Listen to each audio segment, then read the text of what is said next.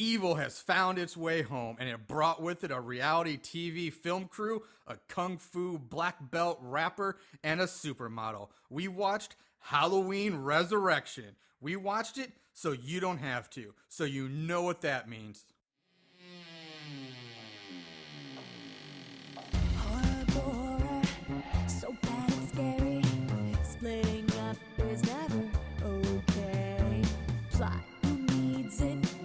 Don't turn on the lights. Cars don't ever start, but that's alright. Running upstairs instead of out the door. Good acting, what do we need that for? Horrible horror, so bad and scary. Enjoy the show, but not really. Greetings, everyone, and welcome to a very special episode of Horrible Horror, the podcast where we watch the worst of the worst in horror movies. Movies so bad they're scary. I am your host, Marshall Hampton. With me, as always, is my co-host and best friend, Mr. Aaron Southworth. Hey everybody, how's it going? How are you doing on this? It is, before we get any further and introduce our guest today, I just want to say we are recording this on Halloween itself. It is Halloween afternoon. We're having a great time. Excited for tonight. Excited for this movie. Now, let's introduce our guest with us today.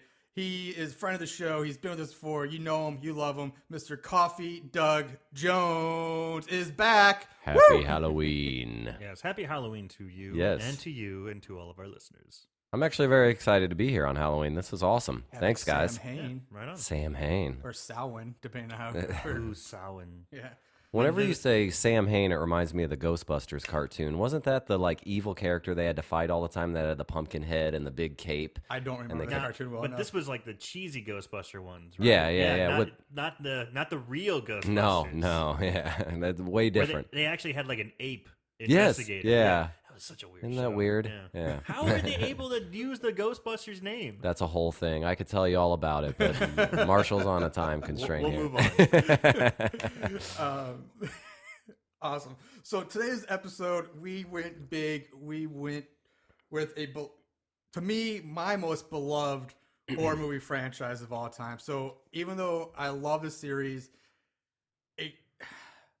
so a little bit pains me to actually do this movie, but at the same time, I hate this movie as well. We did Halloween Resurrection, the 8th installment in the Halloween series. Wow. What a movie this is. So this is the 8th and final of the original incarnation. Is that correct? Yes. Okay. Do Yes, you it have is. any inkling or idea if the original incarnation is ever going to make a return? Like a Like a Halloween 9. correct. I would doubt it just unless I don't know. They would either, I would think they have to take up from where Rob Zombie's left off, which that one kind of finalized his little 2-part series, if I remember correctly. Well, yeah, they'd have to start. There's 3 timelines going on in Yeah, that series yeah. now, so it's like, how do you pick which one to, Yeah, you'd pluck have to from. start over again. which is annoying Yeah. Yeah. in and of itself. So yes, Halloween Resurrection was released July 12th in 2002, which I also just brought up the bad thing. That's a weird release date for a Halloween horror movie. I mean, why July? Why not just wait till Halloween and fall to release that? I always say that too, and I agree. Sometimes, though, they say that an August release will do better for a horror movie historically, and I don't know why that is. I just don't think they put out enough horror movies in October to really gauge it. Yeah. I'm like you. It should come out in September. Right. Yeah, September's a nice balance. I agree with that. You can find the movie. Let me see here. I have it. It is available on Amazon Video. You can find it on Google Play, iTunes. Did anybody else find it anywhere else? Netflix. It is on Netflix. Okay. And I didn't believe- Pinch poke, you owe me a Coke, Aaron. Ooh, all right. I didn't know. I actually owned the movie, so I didn't look for it. I was about to say you probably own this, don't you? Yeah. It was written by Larry Brand, who gets credit for the story and screenplay, and Sean Hood, who also works on the screenplay. Now, John Carpenter and Deborah Hill do get credit as writers, but basically just for the characters. So, but really that just breaks down to they're getting continual credit for creating Laurie Strode and Michael Myers, because that's all they had. They really had nothing to do with this movie at all. Nothing. It was directed by Rick Rosenthal, who, again, if you're a really big Halloween fan and follow the timelines, he actually directed Halloween 2, way back in 81, I think it was released. 80 or 81, I think it was, but I could be wrong. And that's the hospital one, right? Yeah, it's the Okay. hospital one. Yes. And it has a runtime of 94 minutes, so it's your average length. Short and sweet. The cast is they try to get some names at the time for this movie. Jamie Lee Curtis does come back as Laurie Strode. It fucking stars goddamn Buster motherfucking Rhymes. He's the first name that they put. Busta Rhymes. Buster Yeah. Rhymes, who at the time was his heyday of music Pretty career. big, yeah. Well, yeah, probably maybe a little before. About 2000, I think, was his big heyday. But and then it's Tyra Banks, Sean Patrick Thomas, Bianca Kozlik, Daisy McCracken, Katie Sackhoff, which she got to fame mostly from her Battlestar Galactica series. She was a big sci-fi. That was her big claim to fame which was after this movie. Was that Sean Patrick Thomas like a big actor back then? Because watching the movie in the beginning, it says like special guest star. I saw it's a that. special appearance by. Yeah, okay, special appearance. Which And I is was like, really he's in the weird. whole movie. Yeah, because it's not like just a cameo. He's like one of the main characters, and spoilers, he's pretty much the last one to die. Why is he so special? Yeah, I don't get it. Like, I didn't get it either because I was like, I don't know who that guy is, and I still don't care. I want to say he did some other movie. Like, he definitely did other movies. I want to say he might have been in like Finding Forrester, which was Sean Connery, and I know he did some other stuff. But other than that, like I don't know. I agree to say I don't know why he got the special. You know who I recognized appearance more? Was the kid who was in Rookie of the Year. Yes. That kid, I was like, oh, it's the Rookie of the Year kid. Well, it's also got the kid, one of the American Pie kids as well. That's the Rookie of the Year kid. Same kid, yeah, I know yeah. to me, he's American Pie kid. Yeah, so. he plays like this horrible character too. Yeah. Oh man, yeah, that guy. So that's really it. It's a relatively small cast. So let's dive into Halloween Resurrection. Oh boy. Okay, so the movie opens at an insane asylum where we reunite with Jamie Lee Curtis as Laurie Strode. She has been institutionalized since the events of Halloween H2O. And we see flashbacks explaining how Michael Myers lives and why she's been in basically locked up in the hospital. So for everybody who, if you don't know, and for those who, just a reminder, at the end of Halloween H2O, Laurie cuts off Michael Myers' head with an axe. So it seems to be a pretty final, final death. Decapitation should work. Yeah, you would think. So in the flashback, it shows that before Michael got loaded in the ambulance, he killed a paramedic and switched out their clothes. He puts on the paramedic's outfit. He puts the paramedic in the Michael jumpsuit with the mask on him. Now he didn't kill him. No, he doesn't crushed his kill- larynx. Crushes his larynx so he can't speak and just makes noises. And then shoves him into the back of the ambulance, which Laurie Strode steals and drives off with. In this scene where he's choking the guy, crushing his larynx, Michael Myers is so much bigger than he is. He's got to at least have 6 inches, maybe 8, on him as he's just strangling this little paramedic guy. And they swap clothes. Yeah. That's a good point. The paramedic would just look like he's like a little kid wearing his dad's clothes, flopping around in Michael Myers' giant baggy suit. And they did kind of show a little bit when Michael Myers is walking around the paramedic chute that his sleeves are a little higher, but it wasn't nearly it was pretty ridiculous. He should have been like Fat Man in a little coat. Yeah, pretty much. So Laurie ends up chopping the head off of this paramedic guy. Michael he lives. That's how they explain it. So, You just talking about this is making me angry again. Yeah. It really is. yeah, I would say when I saw H2O, I was like, no, they actually could have killed. Like, how do you come back? Like, the other deaths in the previous years, all right, whatever. He survives the burns, he survives the guns, whatever. But okay, they cut off. This is it. This is the final Halloween movie. And I'm like, I came to grips with it. I was okay. I'm like, all right, Laurie Strode comes back. She gets her revenge. She kills a good guy. Like, okay, even though there'll probably be no more Michael movies, which I love Myers, I came to grips with it. I made my peace, and I became serene and tranquil about it. And then this shit comes along, and good God, and it just crushed me. So just leave him dead. yeah, that's the point. I was like, I'd rather have just ended at H2O than follow up with this. And that's the thing. It's out of context. If you were to put like that in another horror movie, the way they brought him back, if it would have been like part 4 or 5 of whatever franchise, like Jason or something, you would have been kind of okay with it. But with the such finality of H2O, for them to like cheat, it really pisses you off. Yeah, totally agree with that. So back to the movie, where one of the security it turns out Lori, we kind of zoom in on her, and she's basically plays catatonic. She's just out of it, but she's faking it, and she hides all of her pills inside this doll that she keeps with her, so she's not actually doped up. So she's pulling the fleece over everybody's eyes. We go outside. We see one of the security guards. He's outside. He's looking around the grounds, and he bumps into a character named Harold. And this is one of the inmates / patients. And he wears this clown mask, which I'm sure is a nod to original Halloween because Michael was always wearing a clown mask. Yeah. And this patient is obsessed with serial killers. He just rambles off facts about them. That's his obsession. So the security guard escorts Harold back to his room, and then goes and meets with another guard in like the surveillance monitor room.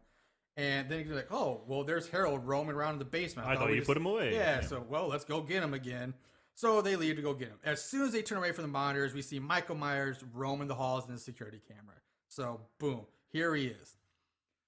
In the basement, the fat black guard stops at a vending machine to get some food while his partner goes on ahead to find Harold. I skipped dinner. Yeah. So of course the fat one can't do his job until he gets the sweet treats in his gullet. Gotta have his donuts. Yeah. So the other guard, he stopped. You see him stop and starts talking to somebody who he thinks is Harold. He's like, "Hey, what are you doing down here? Where'd you get that blah blah blah mask from?" or something like that. And the camera cuts back to the fat guard shoving food down his face, and we hear a scream. Fatty rushes off. The fat guard enters the laundry room, and we get treated to something that's been done so many times before. You hear one of the dryers going, and you hear something banging around inside of it. And he turns off the machine, opens the door, and inside he finds some bloody sheets and the severed head of the other guard. So yeah, and this is where he stumbles back and trips over the decapitated body. Why didn't he see the body in the first place? Yeah, I kind of agree with that too. It's like, he walks up, and he's so fixated in the dryer, he doesn't have the wherewithal to kind of just glance down at a giant. That guy was a pretty big dude, body on the floor. Well, if right there by the dryer. In his defense, if that stuff was over drying, it would shrink, Aaron. So he's got to make sure that it hasn't been on too long. Those poor patients, those sheets are going to be too short. Their feet will be sticking out the bottom. Yep. So just like, again, they ripped this off of H2O. That Michael lowers himself down from like these overhead pipes with one arm. And where was he hiding? Yeah, it's like, where's the space for him up there? Does he do parkour or something? Was he just like holding himself, bracing himself? It doesn't show anywhere he would have been. Yeah. Yes. There's no space for him up above there. And especially for him to lower himself down the way he does with like one fucking hand. Which is exactly what he does in H2O. I'm glad you brought that up because that is such a ripoff. Yeah. Like that was such a cool scene in H2O. It fit. I think that's why they tried like, this was so cool, let's do it again. And I'm like, no, get original. We've seen it before.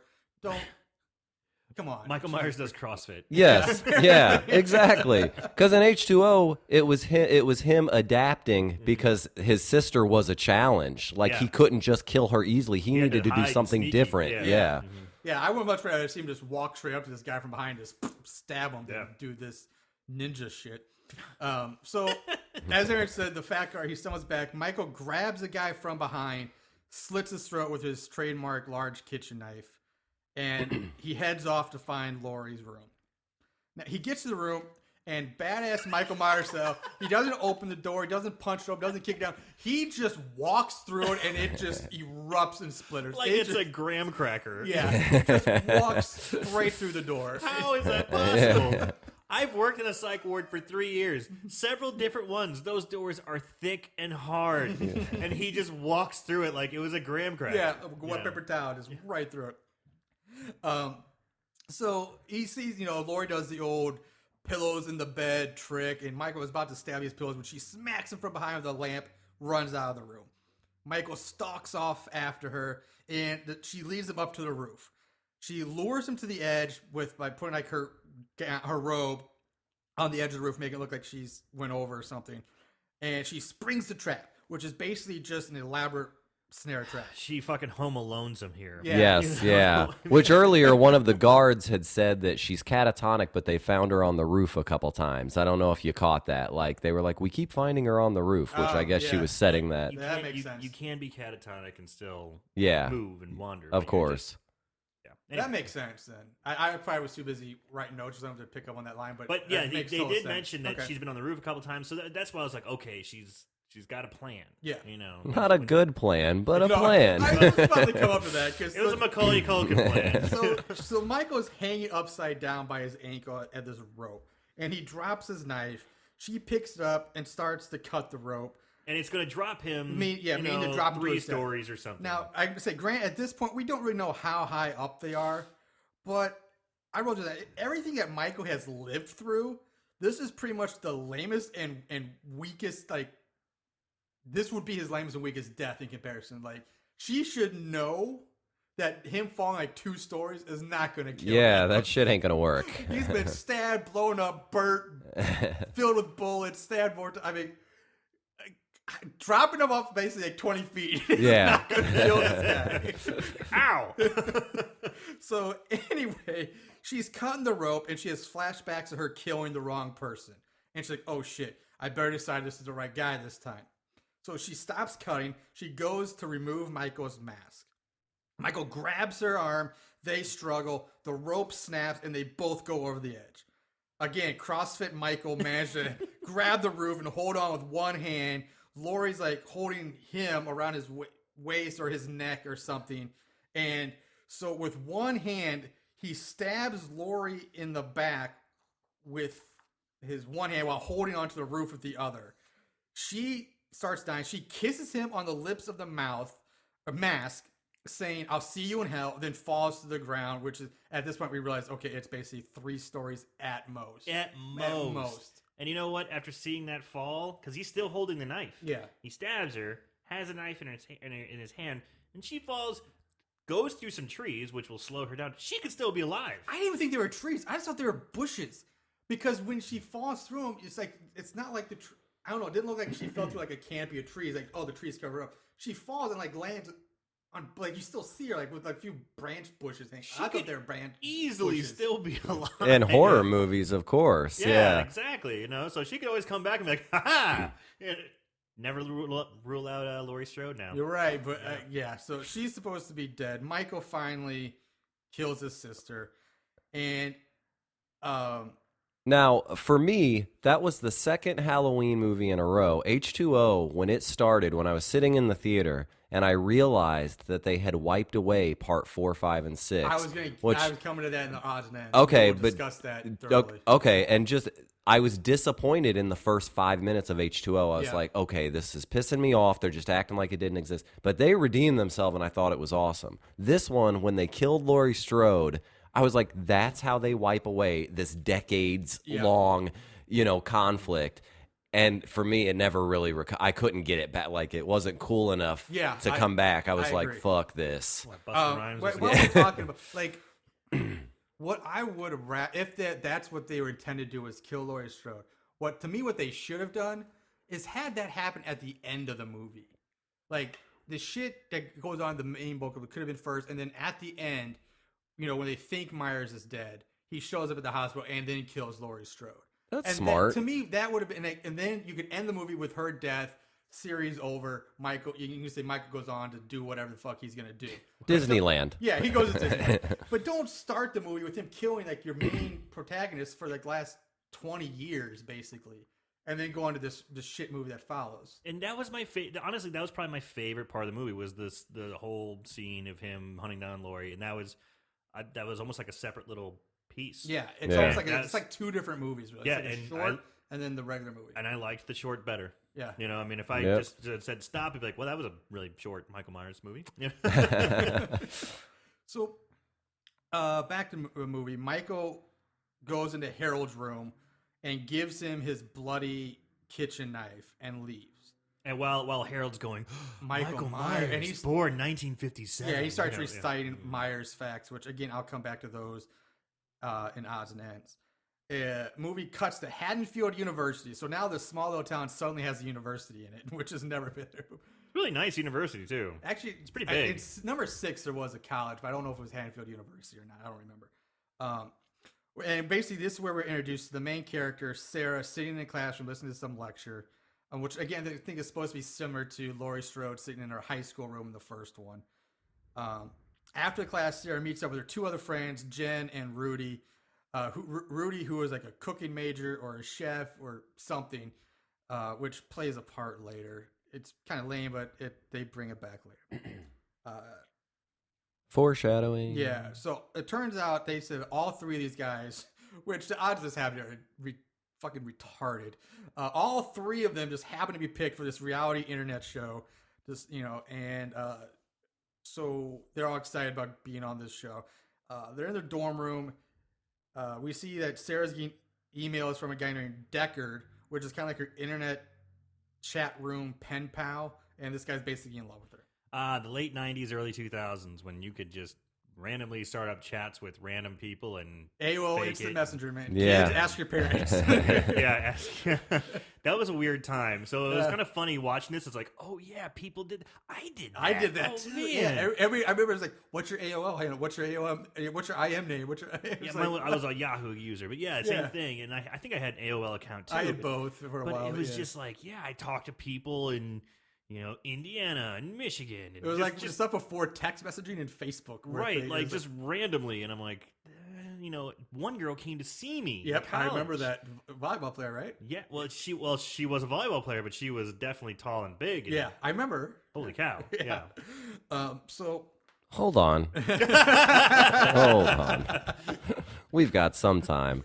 So, one girl came to see you. Yes. So you were messaging this girl, Correct. and you'd just been talking, Yes. and you just let her come see you in college. Yes. How did the weekend go? Well, she sent me a few pictures. I guess they were old pictures. When she did come to see me, she was kind of like a giant. Different than what you expected. She was she was tall- the big show. Okay. She was taller than I was, by like a good 2 or 3 inches. How far did she I'm 6'1", travel? by the way. She traveled 4 or 5 hours. She Mm. drove I think she was like from Springfield, Illinois, or north of Springfield. Yeah, so Wow. she drove down to Carbondale, Illinois, spent the weekend with me, and I'm pretty sure she wanted me to take her virginity, Wow. and I did not. For the record. For the record, I was good. Should have been bad. I don't know, but whatever. Yeah. Should have made her dreams come true. But Don't no. get me wrong, young and in college, that I remember that, and I had friends I would talk to on those kind of chat scenes. I have a cousin that married a girl that way. That was before MySpace. He met her on one of those, and they're still married. Wow. But just to think of that kind of thing today is Yeah. fucking crazy Talk and about just scary. Like from her point of view, and mine too. Yeah. Why would I let this stranger come over and stay at my place? Yeah, you don't know who you're talking to. Okay, I just No, couldn't. it's fine. It was- That's awesome. That's awesome. So I'm sorry I had to deal with a side trip, a little road trip. All right. So Sarah and her friends go to this orientation for the internet show, and it's being held at this like sleazy motel. It's like a really crappy motel. And this is where we meet Freddie Harris, played by Busta Rhymes, and Nora, played by Tyra Banks, along with the 3 other members of the cast. Rookie of the Year kid. Which is American Pie kid, feminist redhead, and rebel bad boy punk guy. From the 80s. Yeah, Like from that the- guy was out of an 80s horror movie. Yeah, Yeah. he needed to listen to The Cure. So they're told that they will be exploring the Myers house live on the internet on Halloween night. We get some very, very basic talking head interview shots, which is basically just designed for the audience to get some kind of sense of who each of these new characters are. And then it just cuts to Busta Rhymes in his motel watching old kung fu movies in his room. Talking to himself. Yeah, talking to himself. Just going, oh yeah, kung fu. Oh, he's badass. I'm like, Yeah. It was the descriptive dialogue in that for the things he said I talk to myself when I'm alone, and if people have caught me at work talking to myself, and they're like, "What are you doing?" I'm like, "I don't know, I just do that." But it was like, this was crazy. Yeah. He was talking like they were trying to explain the scene. You could see the scene. It was really strange. It's like he was talking to a friend who's blind. Yes, yeah, yes, that is yes. Look at old Chun Li fight with a cigarette in his mouth doing spin kicks. Oh man, he's bad motherfucker. Yeah, that is a That's great pretty way to much put exactly it. it, Yes. So Sarah knocks on his door and she's like, I want to back out. I don't want to do this. But of course, Buster talks her into staying. Puts on the charm. Books on the next day, the three girls are shopping for new clothes to wear on their, big internet television event.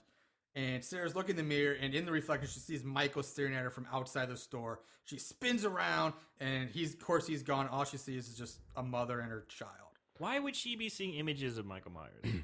Probably just because she's freaked out to go to his house. But I mean, she has no connection to Mike. She's not like a No. relation, or she's not like she's been stalked by him before. Not a niece, It's nothing. ju- Now Yeah. they've done that scene before, and All I've the time. always I'm okay with it once or if you noticed in this movie that happened a couple times where they see a Michael Myers that isn't there. It got stupid. They Yeah. did it like 4 or 5 times. Yeah. Well, they do at the very beginning with Jamie Lee Curtis. Yeah, she there's- sees, there's but one. I give that one. I'm totally fine because she's got solely like mental. She's in a mental ward, yeah. She's zapped out of her mind from this guy, so I get that PTSD stuff. But her, yeah, I get her. Hers is really no reason. Other than fact, she's nervous to go check out his house, but why would she be having hallucinations of seeing him? Is a bit much. I totally agree. I didn't care for it. So I'm skipping ahead a little bit here, and the crew of Dangertainment is setting up cameras in the old Myers house. And Michael is there. He's there, and he kills the cameraman by basically just stabbing him through the neck with a tripod, which is fucking weird. And why this tripod has like a giant blade on it, Spike? I don't Yeah. know. Which conveniently, you brought it up earlier how the security guards were looking at the camera, and then right when they walk away, Michael shows up. Yeah. In this scene, Tyra Banks is talking to the cameraman, and then she goes to make a coffee. Yeah, she's talking to him the whole time, very Yeah, let's- diligently asking him to put it in a specific, like Yeah, get a good she's like shot. in their production headquarters, which is basically set up in the garage. So she's like, set it up. I need to check out the shot. And then she turns around and makes a very elaborate diabetic coffee. It's Yeah. full of so much sugar and And cream. cream It takes her and whipped forever cream to make and this thing. Yeah. And is she wearing the headphones when she's doing this? No. No. Okay, because I was about to say, because why didn't the guy scream? But it's in that moment that happens, Yes. you Yeah. know? Michael And it- Myers kills him, drags his body off screen, and then Michael Myers happens to set up a very nice camera angle. Yes. Yeah. So, yeah. I don't know why the tripod has a giant spike on it. It just makes no sense.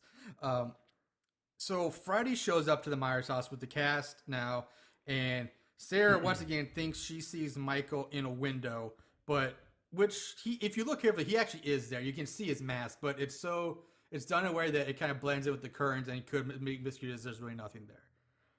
So the cast, they gear up, they put on their heads, their head-mounted cameras. Anybody notice the sound effects during that time? It's like, Yeah, it seemed like a scene like it's like a from- SWAT team gearing Right, up, it's like a SWAT team scene where they're like putting on the bullets on the chest and snapping the grenades on the their belt. harnesses and all that. Yeah, Yeah. it totally is. It totally is. So they're wearing these head-mounted cameras, which are basically shitty early versions of the GoPro. or colonoscopy cameras. But because they're like long and they're like pencil. Yeah.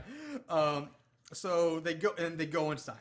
They're looking around in the kitchen. Rudy notices that the spices in the spice cabinet are fresh, and then he finds in the drawer a large kitchen knife that Michael Myers always. Now, this is the chef, right? This is the Okay. chef. And that kitchen knife was a fucking sword. Yeah, That it thing was huge. ridiculously huge. Yeah, it's so Rudy and Sarah, they're in the kitchen. They open up the pantry door, and this baby's high chair comes shooting out at them, and this high chair has chains and locks on it, and everybody's like, I wonder if they locked up Michael in this as a baby.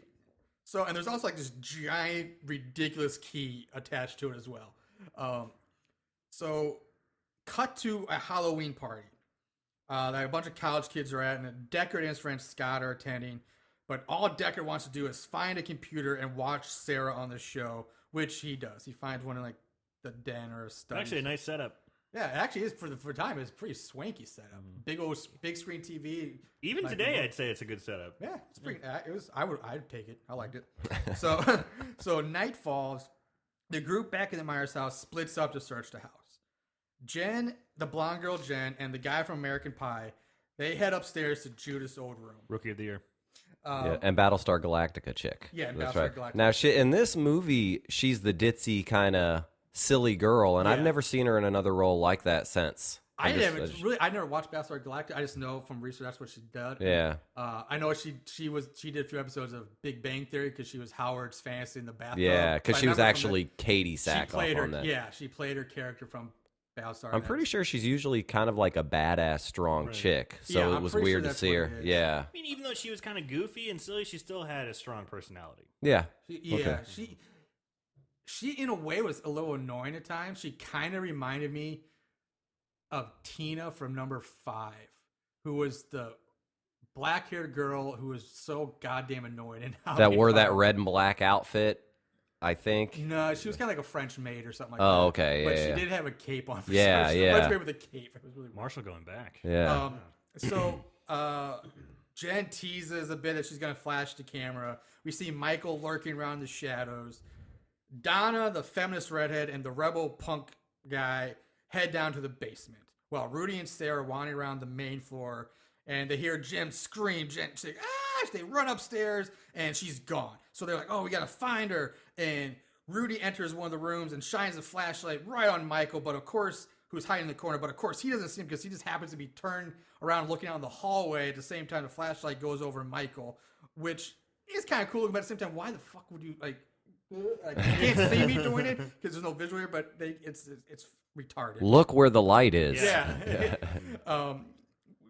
So Sarah goes into a different room. Jen pops up behind her screaming, and it was all just a joke Jen was playing. She's like, haha, Easy gotcha. scare. Whee! Yeah. I did think it was neat in this movie how almost all of it is in the dark. Like, not annoyingly, like you could see the characters as the viewer. They did well, but I kind of like that it was all a haunted house. I have to give them a little bit of credit because it was definitely dark enough that it seemed dark, and yeah, I mean they played off the shadows well, the darkness, Michael lurking. It was understandable. He could maybe not be seen at times. Whereas other movies, we always like several movies we've done when they say it's so dark in here and everything's so bright. Right. Yes, yeah. Yeah. And I will say they didn't have, not that they would see anyway because they weren't looking through the camera, but none of the cameras were night vision either. Which, now that I think about it, is really kind of an oversight on the production company. Like, if you're going to sit into a dark house, you need cameras that would actually be able to see in the dark. Way to go, Busta Rhymes. Yes. Dangertainment, you fucked it up. And at least when they did the point of view cameras, they would switch back and forth, which I always wish point of view movies would do now, where you see it from their point of view, like Paranormal Activity kind of thing, but not as annoyingly. But then they go to regular movie version, Right. whatever that is. Yeah. Third person or whatever. Yeah. Yeah, the setup they had with the Dangertainment when they were watching it on the screen, with the kids who are at the party watching it on the screen, like they could just click on different things. I like that. Yeah, that's what we're kind of. So the party's going on, and at this time, a large group of people have amassed around Deckard, who's watching this. They're all watching the show now, and yeah, like Aaron said, there's like on the website you got to click on each character's different point of view and enlarge it, and you could follow which person you like the best and see everything. Now, and then with each, I don't know if you brought that up, but with each kid going in, didn't they tell them that this could make you a star? Because, like Aaron said, which with the viewers being able to watch different ones, It's like, so be they were like, entertaining. you need to be entertaining, so that way it'll pick up. So you people know, are watching your feed. yeah, and, a little motivation. exactly. That's why we should have seen her boobs. So we cut to Busta Rhymes and Tyra Banks in the garage, which is, like I said, turned into the production center, and they're drinking wine now. And so I'm like, all right, we did it. Let's drink some wine. Back, American Pie guy, who is now standing in front of a mirror talking to the camera, Rookie of the year. and and he's saying that he's going to get Jen back. For like, yo, we're going to get her back. Yes, we are. Michael comes crashing through the mirror from the other side, just grabs him. You don't see how he gets through, like, out of the hole in the wall, but somehow he So does. he would have to go through the wall, because it's like a dresser pushed against the wall. It's like a mess. I thought it was a medicine cabinet mirror. Either way. But well, yeah, either way. So he goes through the wall, through the mirror, and then, but it's not a big mirror. It's just like a kind of an oval shaped mirror. But you don't see him actually like climb all the way through. You just see him like half in, grab him. Next thing you know, he's fully out. So it just doesn't make sense. Michael's new move is just crashing through things. Yes. He's like the Kool-Aid man. Yeah. Oh yeah. Stab. So yeah, he comes crashing through the mirror. He grabs him. American Pie screams as Michael just repeatedly stabs him over and over again. And yet, for some reason, nobody else in the house hears him screaming. Even though just like 2 minutes ago, they all heard Jen scream. Huge crash through smashing, crashing, banging, screaming, stabbing, and Nobody nothing. hears it. And another thing they cut back to the production truck, and Rookie of the Year's Cameron goes dead. Yeah. And Well, he's not even dead yet, but yeah. well, his camera goes dead. The camera dies. The camera goes like static shows up, and then Buster Rhymes goes, "Oh man, that motherfucker must have dropped it. That dumb motherfucker." Yeah. And then Tyra Banks goes, "It's okay, baby. I think everything's going great." What? Yeah. Why did you not just watch what happened? Like that's I they weren't understand. looking at the cameras because they're too busy drinking. They're too busy drinking. I get that. They're too busy drinking. But at the same time, she's just like, "Nah, don't worry about it. One of our main Yeah, characters' let's- cameras are down. Big deal. I got this. We're fine." So yeah, so like I said, like I was saying, the camera here goes between the POV of his head's camera, the normal movie third person view, and then the views of watching it through the monitors in the production van, which, like I said, Buster, Rhymes, and Tyra aren't even looking at because they're too busy drinking. So Michael delivers the killing blow by stabbing him straight down into the head, and so there he goes. American Pie is dead. Rookie of the Year. His camera goes out, and we Aaron just covered that. So, and they just go back to drink. Like, fuck it, we go back to drink some more. Well, Oh well, done.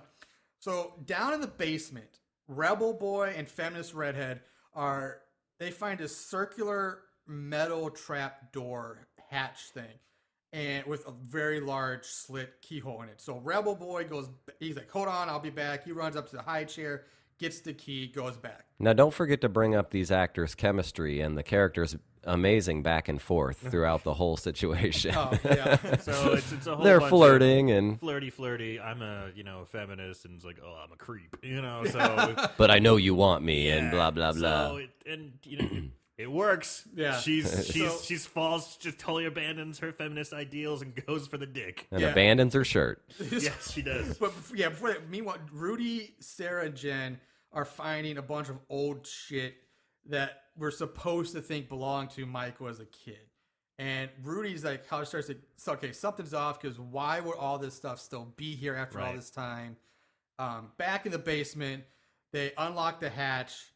The two of them, Rebel Boy and Feminist Red, climb down this ladder into like this dungeon-like room, which is filled with like there's chains and shackles on the wall.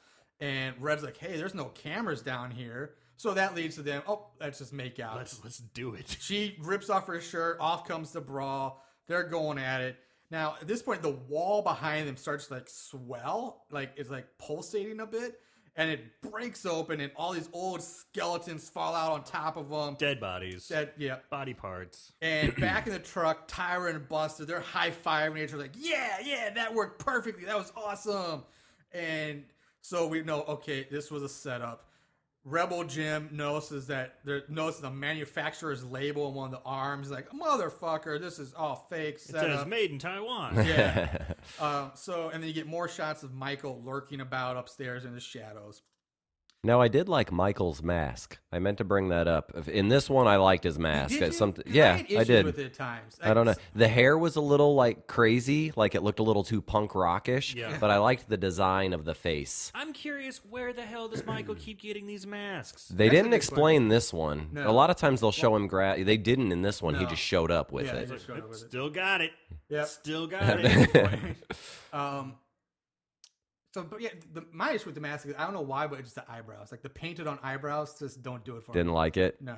Yeah. But I mean, wouldn't they stop stocking this mask you would at think this hardware stopped and selling. Halloween stores after so many people have been killed? selling. Halloween stores after so many people have been killed? Well, he is a legitimate serial killer, right? Yeah. And that's the thing we're trying to believe is that he's in the same So now I genre. think people are making him to cash in off of his Sure, fame. like he's in the same genre as John Wayne Gacy and Ted, Ted Bundy, yeah. But you don't he's- see Ted Bundy masks at Halloween stores. But he didn't wear one when he killed people. no, if but I'm he- just if saying. he But you see like wore- Ronald Reagan and George Bush masks, but you don't see like a Ted Bundy or Well, yeah, okay. I mean, Bill but Cl- it's you a just Bill very, it's Clinton? very unique. I'm really stretching here. yeah, you are. Anyway, I'm just saying. It I could understand possibly what you're still- I saying. get yeah. I get what you're going for. So you get shots of Michael walking through the house, but then a second Michael comes in from behind the first Michael. So Michael 1 hears Michael 2 walking behind him. He turns around, and it turns out that Michael 1 is Busta Rhymes dressed up as Michael Myers to scare the cats. And he thinks the real Michael is Charlie, the now dead cameraman from before. Busta Rhymes starts yelling at Michael, telling him to get the fuck out of the house and get out of the fucking costume that he's playing Michael Myers. Get out before someone sees him. He even starts like kind of tapping, Poking Michael him in the up. head, He's yeah. poking him up in the Because on the Michael head. Myers doesn't say anything. He's like, "Hello, are Yeah. you there, motherfucker?" And it's kind of like a George McFly thing, like a Right. 15, like hello, and it's like the chest is like upside the head, and so Michael just like he just And plays off. He's like, "Go outside, get out of here." Michael goes, "All right." No, now, Essentially. and Busta Rhymes was like, "Go outside where I unlock the door to the garage where we're doing, production. The door is unlocked." He says it like 2 or 3 times. It's like, come on now. I think we got it. The door's unlocked. Go kill Tyra Banks. So Michael does. He turns and just walks away. Michael's like, "Thanks for the tip." And Jim, punk rock Jim, leaves the basement at this point. Donna gets partial. She throws on her shirt. No bra, she just wears the shirt. This is feminist red. Feminist red. She starts trying. She finds this hidden tunnel behind the fake wall that just collapsed. She follows this tunnel and it leads to like this old room. And she finds some newspaper clippings with Laurie Strode from the original Halloween, like from what would have been 1978, the original murders. Dirty mattress with a doll with syringes stuck in the eyes. Yeah, and like some half-eaten dead rats. She turns to leave. Michael comes out of the darkness in front of her. She screams, runs off. The kids back at the Halloween party are watching this, and they just laugh because they think this is all fake. There's like, haha. So Donna runs down this tunnel. She runs into a busted up and bent up chained gate. The bars are all bent over and busted. Michael catches up to her, grabs her, and just impales her through the chest with one of the broken gate bars and walks off. Now, I just don't notice when she puts her shirt on, she's not wearing a bra, but when she gets impaled, you can clearly see the outline of the bra. Oh. So, Oh, Marshall's continuity okay. mistake there. Marshall paying attention to the continuity of titties. If we're going to pay continuity of anything, titties should be up on Titties, pardon me, titties included. So Decker now is the only one at the party who thinks this is real, and because everybody else thinks this is all part of the show and it's fake. So we go back to Jen and Rudy, who are now hitting a bong. They're just smoking it up. Oh, Where did they yeah. sneak the bong into? None of them carried bags into this place. They didn't have anything, but all of a sudden a bong just magically appears. And I should say that was Michael Myers' bong. It from could the be set. Michael's. Come on now. Yeah, I guess it could be. So It's a little bong. not that little. It's your average sized bong. It's red glass, whatever. So Sarah's by herself. She's flipping through some kind of like old scrapbook or something that she found. Myers comes out of the shadows behind her. She turns to see him in kind of slow motion. She screams, runs off, yelling that Michael's here, Michael's here. She runs to get Rudy. The two of them go back downstairs to look for Michael Myers. They don't see him. Rudy is now skeptical, like, did you really see him or are you just a little freaked out or something? Michael comes around the corner behind them, grabs Sarah from behind. From out of nowhere, Randy Orton RKO style, out of nowhere, Rebel Boy Jim shows up and clubs Michael over the back with something Like a table leg or something. I thought it was like a piece of firewood. It was or like a something. big club. Yeah. Clubbing wood device. What'd yeah. Yeah, what do you think it was? Yeah, I don't know. I had no I'm idea. saying table leg. Yeah. Table leg. saying All right, table leg. it's probably better than a piece of firewood. So yeah, And it turns out you hear Michael saying, "Shit, turn off the cameras." And it turns out that this again was Busta Rhymes dressed up trying to scare them and give America a good show. And he's like, "Turn off your cameras while we talk." And after their little talk, Busta Rhymes puts the Michael mask back on and goes off to try to scare the other kids, the other castmates. This cuts to Jen coming out of the same room that she's now hotboxed. Yeah, there's so much. With that little bong, there's so much smoke coming out of the door. It's like Cheech and Chong showed up on this one. Exactly. And she's upstairs at the top of the Yeah, stairs, she's right? upstairs. Okay. Yeah. So where was I? Yeah. So she finds like the pull down stairs that lead to the attic, like the little thing you pull down, little ladder collapses. She finds that. Sarah and Rudy decide that they're done. She's like, "Okay, we're quit. We're out of here." They go to leave. Jen pulls the stairs down. She opens the hatch, and the body of American Pie guy falls out. She screams, which causes Sarah and Rudy to stop and kind of turn back. Rookie of the year. Jen comes to the top of the stairs. She's standing there. She's looking all freaked out. She's crying. She's scared. Michael Myers comes up next to Jen, kind of comes around the corner next to her. The other three are like, they're not worth it. Like, Sarah even says, like, "You have to do better than that to scare us. Even you, Fred, you got to do better than that." Michael raises his knife and with one quick swipe cuts Jen's head clean off her shoulders. It goes rolling and bouncing down the stairs, coming to a stop just a few feet from Sarah's feet. Must have been a Cutco knife. Ooh, a Cutco knife. Yeah, those are pretty fancy. You can cut a tin can and then slice tomatoes beautifully. Michael Myers endorsed. Yes. Yeah. So now they try, like, "Oh shit!" They try to leave, but of course the door is locked. So back at the party, everyone at the party is pretty much watching now, and they're amazed by the special effects. Like, "Oh my god, how did they do that? It looks so real." But except Decker. Decker's like, "Fuck this! This is real." He calls 911. Rebel Jim ducks to the side of an open doorway, picks up a camera on a tripod while Rudy tries to kick open one of the boarded up windows. Yeah, why doesn't this tripod have a spike on it? Yeah, no spike on that one. Michael comes around the corner and Jim just smacks him right in the face with his camera, like baseball bat swinging this tripod, hits him in the face. Michael's like, "Bitch, please," doesn't do anything. Does his classic Michael. Yeah, he sticks, like, this is like, to me, a Michael Baldwin. He swipes his knife really kind of cool and then just stabs it into the wall, basically in a gesture says, "I don't even need this large ass knife to kill you." And he grabs Jim by the head with both hands and he lifts Jim up off the ground, squeezing the sides of his head. His eyes start to bleed. We hear the sounds of bones being crushed, and he just goes limp. Michael drops his limp body to the ground, turns, and focuses his attention on Sarah. Now- you were getting into that. Yeah. You like that scene. Yeah. You were passionate. I did like right before he walked up to that kid, the other two were like, "Jim, run!" Like that needs to be said. Yeah, run! Like get out of there. Thanks for the tip. Yeah. I'm out of here. And he didn't run. He just looked at him. Yep. So at this, Michael retrieves his knife from the wall and he goes after Sarah, who runs out of the room. She trips, of course, trying to run up the stairs. And Michael closes in on her. He's swinging his blade. Rudy runs up to distract him by taunting him, like, hey, Michael, over here. Look at me. Hey. And so, of course, Michael turns his attention from Sarah, goes after Rudy, who leads him into the kitchen, where Rudy fucking tosses spices. He takes a handful of, like, oregano or basil and just, like, throws it at Michael. He's like, "Here." It's like the old pro wrestling trick, salt in the eyes. Yeah. Pow! Yeah. Doesn't he hit him with a roller too, like a baking roller first? He hits him with a rolling pin. Yeah. And then Michael turns around. It gives him time to load his hand with paprika or something. And poof, throw it into his eyes. Which gives him just enough time, again, to grab two kitchen knives. Two big-ass kitchen knives. Just like Michael has, only he's now got two of them. And he's like, "You want to be turned into sushi, motherfucker?" Yeah. That was one of my favorite lines. He uses a bunch of, like, Oh, cooking God. cliches. And Cooking lines. cliches, He's like, "You yeah. like sushi?"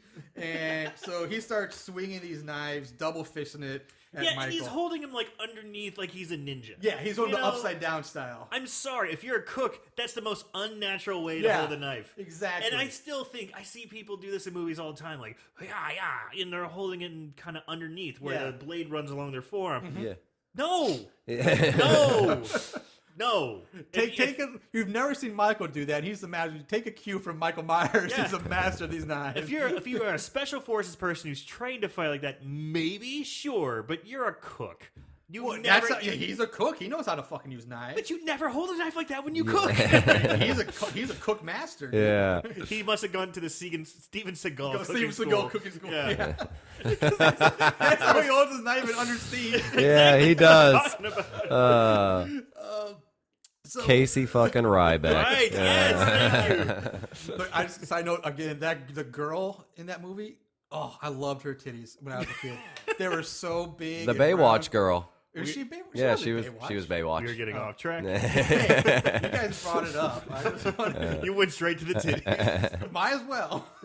So anyway, all right. So We need another female guest on here sometime. So Rudy tries to run for the back door, but again, it's locked. Which Busta Rhymes clearly said earlier, it's unlocked, but now it's locked. And he turns and he tries to slash at Michael Myers, but Michael catches his arm at the wrist. So Rudy slashes with his other arm. He grabs that one too. So now he's got both arms grabbed. And in one swift motion, Michael thrusts, kind of does like this half circular motion, thrusts Rudy's arms back towards him, causing Rudy to stab himself with both knives in the stomach.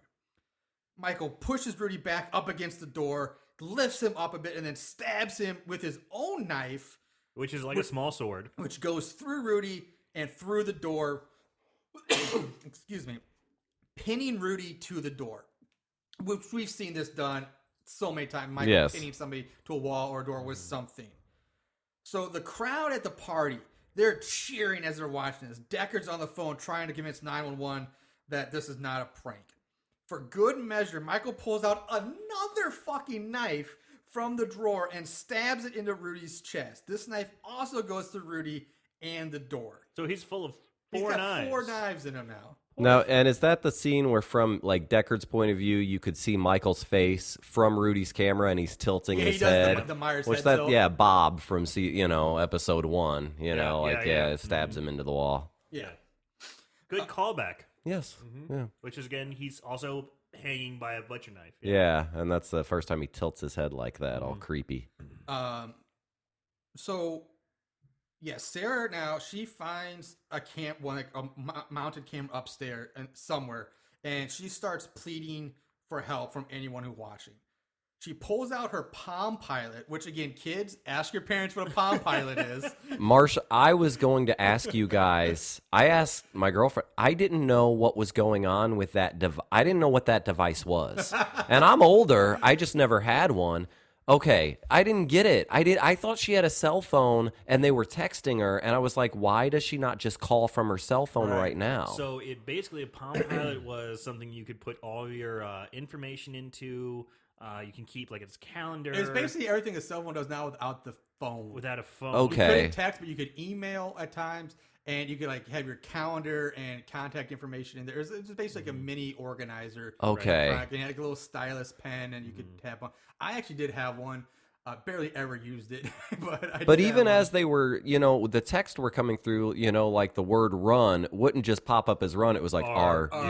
That was, I think, Is that stupid. true? Is No, that how it because worked? It's supposed to be an email. It's not a text. And even if it was an email, it wouldn't be in like live time. Like he's typing it Right. on her screen. It wouldn't be live time. That was. I don't understand why they did that. I Okay. guess they try to make for dramatic effect. Like, you like try to stretch it out. Because she couldn't have been hooked up to some wireless internet. I mean, internet was prominent at that point, but not wireless. like that yet, And not right? wireless Oh, no. like that. No way. Hell, I Okay. have trouble getting Wi-Fi every once in a while now. Yeah, it's still You know, dial up. and it's like you're in the middle of the house, which is supposed to be completely abandoned. Maybe she got a Wi-Fi signal from the production truck. That's it. I call bullshit on this whole fucking Yeah, movie. exactly. That right there. Yeah, it makes no sense. Yeah, the logistics don't make any. Yeah, so, she's emailing him with the Palm Pilot. She emails Deckard for help.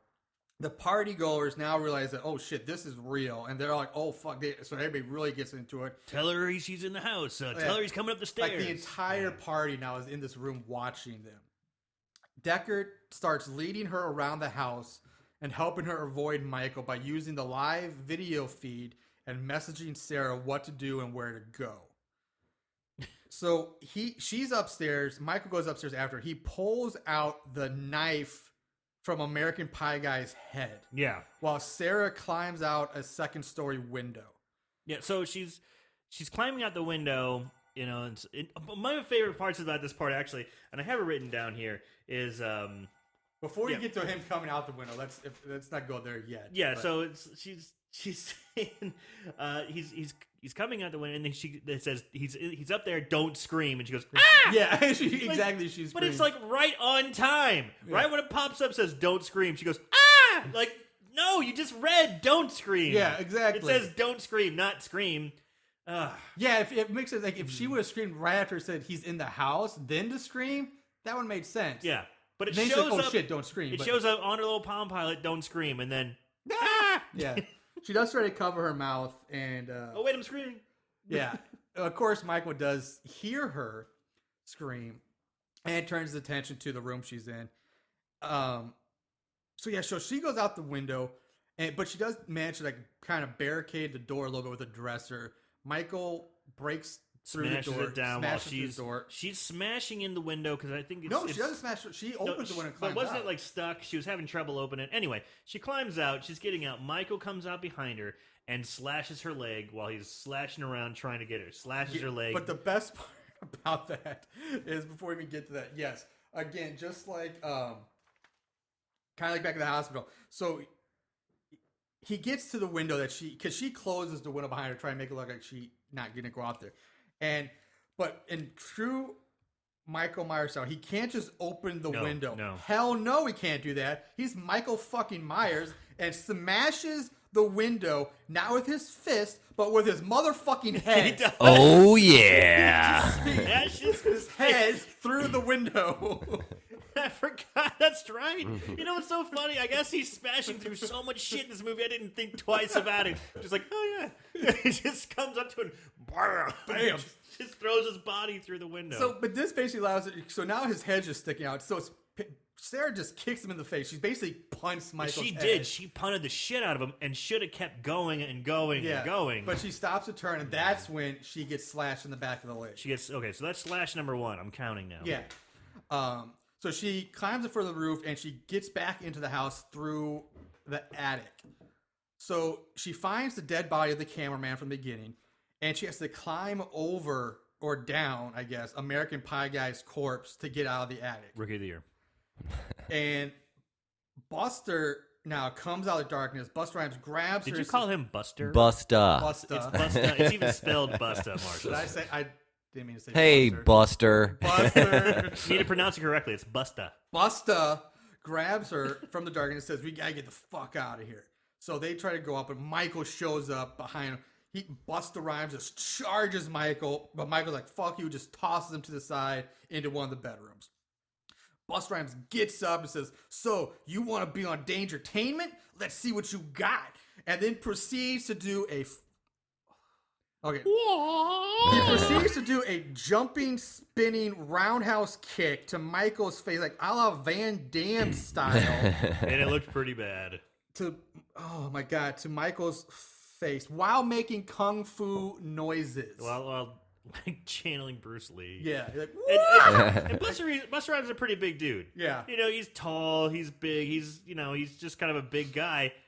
Big guys really don't do spin kicks very well. not They leaping, really, jumping, spin They kick. really look bad. They Yeah. really look bad. So Anytime they put like a monster in a movie against somebody that has a specialty, you know, like Jason Voorhees on the roof in Manhattan had to go against the boxer, yeah. but that guy was a boxer. Right. But in this scene, Busta Rhymes is not some real kung fu he guy. just He likes just kung watched fu a movie. Yeah. He's So just, I didn't he's even. just a dude who watches kung fu movies. Yeah. I watch kung fu movies too. I can't do spin kicks. That's not going to be your go-to That move would not against be a my serial go-to killer. move. Mine would be to run really fast. So while Busta Rhymes and Michael are fighting, Sarah pulls down one of the wall-mounted cameras, wraps the cords around Michael's neck, and then for some reason jumps on his back.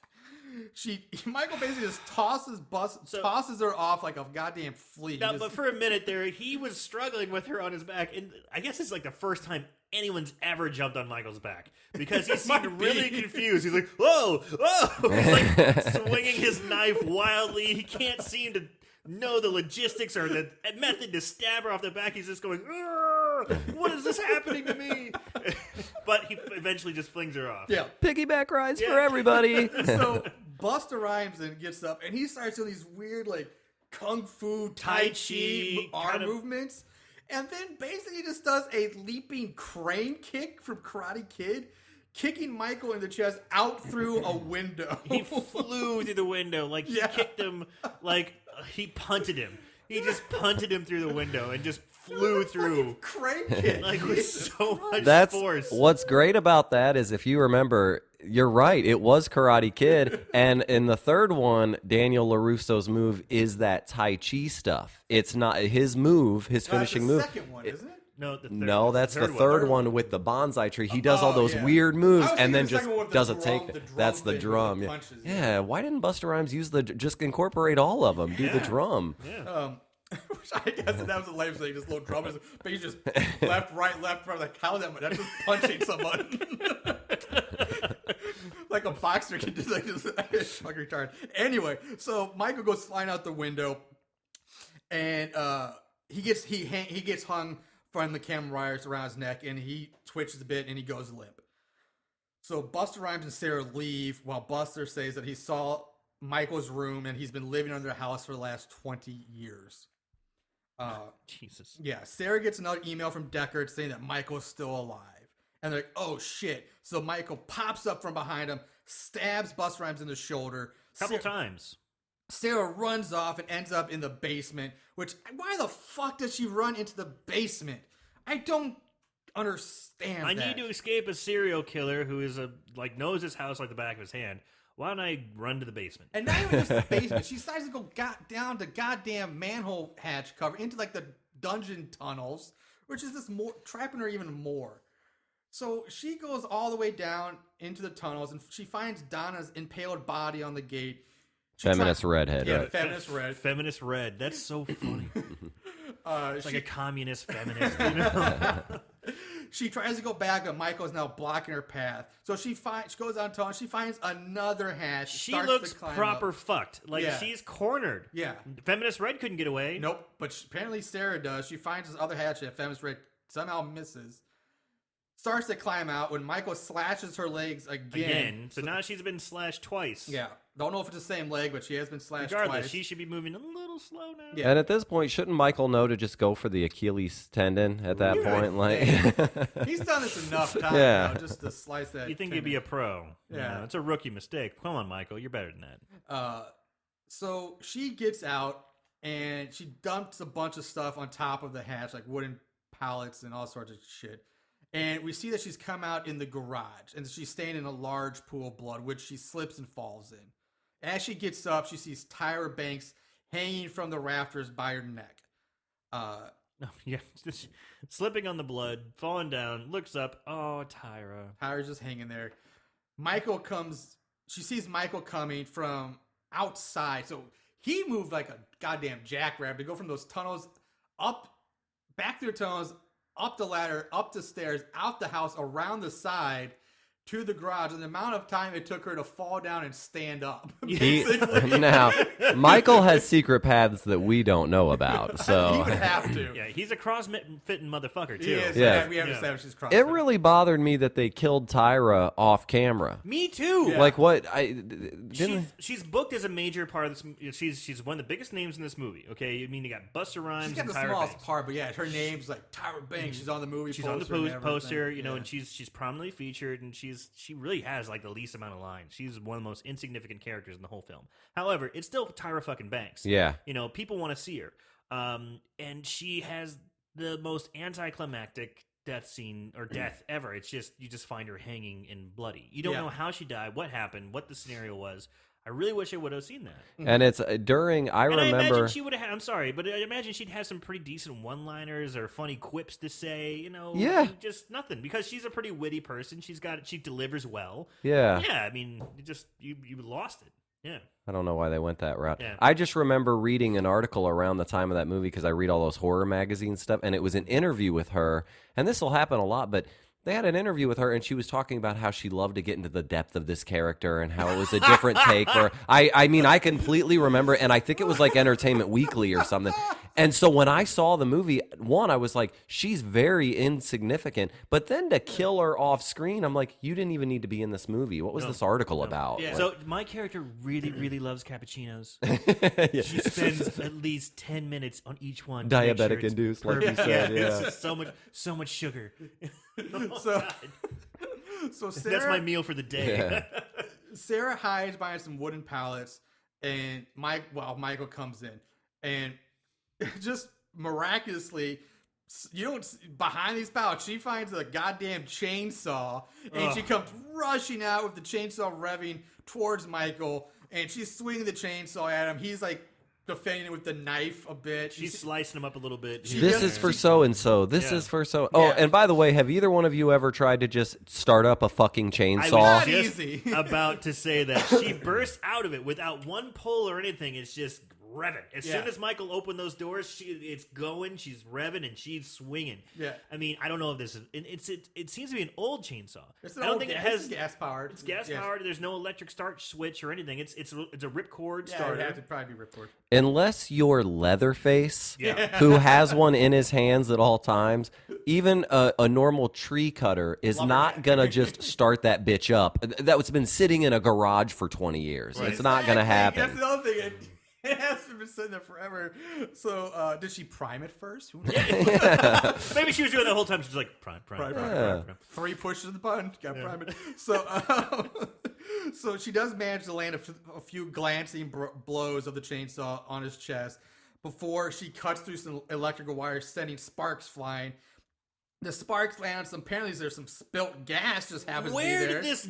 I know. There's no foreshadowing or tip that there's gasoline anywhere. Now she knocked it over. Did she? She absolutely did. Like Okay, when she I was missed hiding in the garage before Michael ever comes in.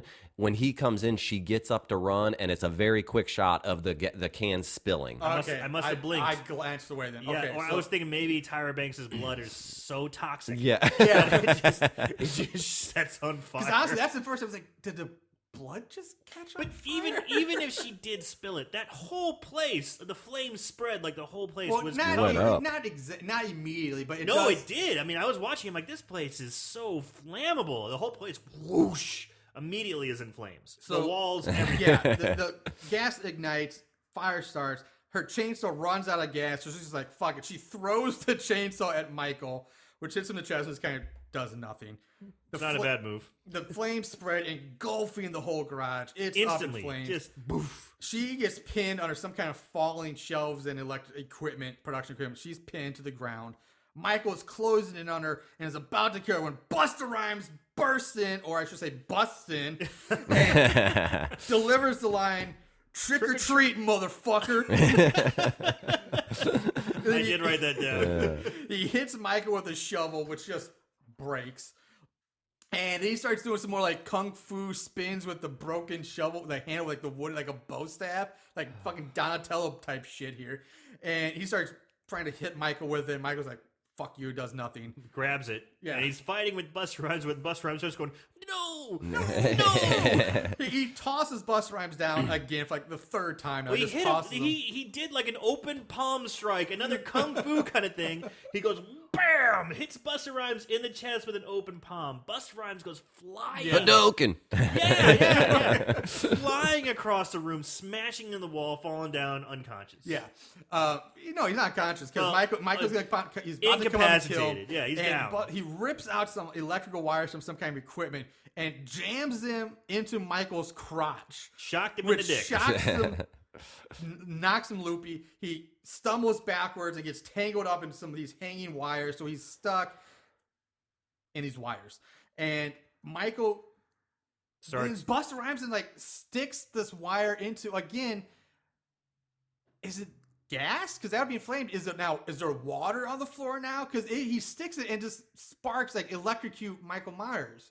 So what the fuck is he sticking this in? Like, I don't get it. It was a really weird death scene Yeah. for them to try to tie him up in the wires and then use the. So he gets Yeah. burned and electrocuted somehow. Bird. Yeah, and- Burn, and- motherfucker. So, yeah, he goes, burn, motherfucker, burn. And they watch him. So he gets Sarah out from underneath the equipment, throws her over his shoulder, starts to leave. But before he leaves, he says, hey, Mikey, happy fucking Halloween. Yes. And then he leaves. The fire department and the cops show up and a bunch of news crews, and they're all pulling up to the scene now. Sarah's on the news. She's being interviewed. She's like, thanks, Deckard. You saved me. Everybody's like, oh. Everyone at the party's like, woo! Way to go, dude!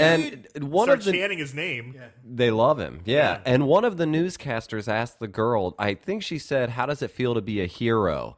Something to that effect. Like, Busta Rhymes is the final girl in this movie. He had to save the girl from the fire. Yeah. All she did was run the whole time. He's the only one that fights Michael Yeah, Myers. she's no And, like, hero. yeah, there's no good. It was just strange. He just happened to survive. Yeah. Busta Rhymes is the one who actually may be the hero. Yeah. Yeah, so Buster comes and he starts getting interviewed, and he It's so funny. He's like, turn the cameras off. Danger Entertainment's over. And he's like trying to walk away, And but they- they just yeah. ask one question after another, and he's like, responds. It's like, Responds. why doesn't he just keep walking away? He's like, leave us alone. And she's like, but wait, how do you feel about this? He's like, well, let me tell you, blah, blah, blah. he does say that like Michael Myers no soundbite. Michael Myers is a killer shark in baggy ass overalls. That's his quote about Michael Myers. And then he like smacks the camera away, and who baggy ass overalls who gets nothing but pleasure from killing everyone in his sight. Something yeah, that something like Yeah. that. yeah. So Michael's body is loaded up into an ambulance in a body bag again. Sarah wants to see his face. She's like, stop, I want to see his face. So they open up the body bag. The two of them look down, and Buster says, you're looking a little crispy there, Mikey, like a chicken fried motherfucker. That's his line. And they cut to Michael getting wheeled into the morgue. The two attendants leave him in there with the coroner. The female coroner unzips his body bag, and we see his mask is all burnt and melted onto his face. There's like electrical burns on him. Now, before you get to the end there, what I really like about this is when those two medics wheel him in, they're like, you got a celebrity tonight, Yeah. which has been said in movies before. Yeah. And she's like, oh, who is it? Michael Myers. And she looks a little frightened. Yeah, she does. Any of them would know that he's been wheeled into many medical facilities, and it never really panned out for the examiner. Get the fuck out. Like, yeah, they would all know this by now. If Right. he's a legitimate serial killer that's made it in and out of, like, mental institutions and, And shit. they're just like, peace. see you yeah, later." they just leave the girl. Yeah. She's by Yeah, herself. she's by herself. And wouldn't she have the wherewithal to be like, fuck that. Yeah. Like, I'm out of here. So she opens up the body bag. Because and- she's working on a different cadaver. Yeah. But she's so, like, mesmerized and entranced that this is Michael Myers. She has to see him. And opens the bag. She doesn't open the bag a little bit. She opens the bag all the way to his up. fucking waist. Yep. You know? And So- yeah. Yeah, so she opens it up. Michael it zooms in on his face. His eyes open. She screams. Blackout. Roll credits. Wow. We What all had a ride. collective sigh. Yeah. Yeah. What a ride that is. So, like always, with the movie fresh in our heads, let's go into favorite kills. There can be only one. Favorite kill? All right. We always let the guests start. Doug, what is your favorite kill of this movie?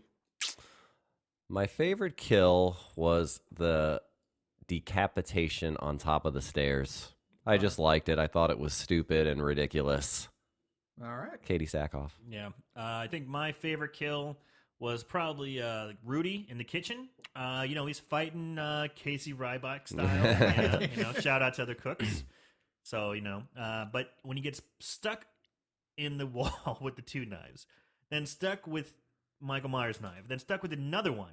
I even wrote down on here, how many knives does he have? How many knives are in his house? Yeah. That's So a good because he goes through like countless knives. And he there's- stabs American Pie in the head. That's his first knife, which then he gets a second knife. Rudy has 2 knives, so we're at 4 knives total. He stabs, and Myers has one in his hand, so that's 5 knives. And then after he stabs Ruby, he gets another knife. I think it was. So that's why we're at 6. So I think we go through 6 knives in this movie. And then he's got a knife that he's slashing ankles with. Yeah. well, that's the one he rips out of American Pie Yeah, guy's that's head. right, so he that's goes right. back to the first one. Yeah. Back to his original, the OG. The original Yeah. OG knife. It's a this- full cycle. And again, Yeah. just speaking on the knives really quick, also when he shows up at the house before he kills the guy, the cameraman, there's a shot of him holding a knife like he's in the house, and his knife is bloody. Why the fuck is his knife bloody? He just showed up. He's here to party, and he hasn't killed anyone yet. Is it supposed to be the knife he killed Jamie Lee Curtis No, with? because he gives that to the inpatient. Oh, he The does. Right, inmate, that's right. The I mean, patient. maybe it's bloody from the rats he was cutting. You know Yeah, what? but Actually, he just bit into those things. I want to take back my answer. As much as I hated it, my favorite kill was Jamie Lee Curtis, just to get her the fuck out of this horrible movie before it even really began. Yeah, we're gonna do you the honor. Yeah. So, what about you, Marshall? Honestly, I don't know. I wasn't that impressed with any of the kills really in this I agree, one. yeah. We've seen better kills in other movies. I guess if I had to pick one, I think I'm gonna go with Doug. I'm gonna say Jamie Lee Curtis too, just for that it's the one that actually fits the plot line of the movie, like the whole family thing. It kind of the story comes full circle with that. Even though it sucks because you get people like I don't know about everybody else, but I did. You get attached to Laurie Strode. She was a survivor. She made it through so much, and then for her to go out like that, I was like, what? But like. Yeah. I was still like, it was disappointing. It was disappointing. Yeah. So why would that be your favorite? Because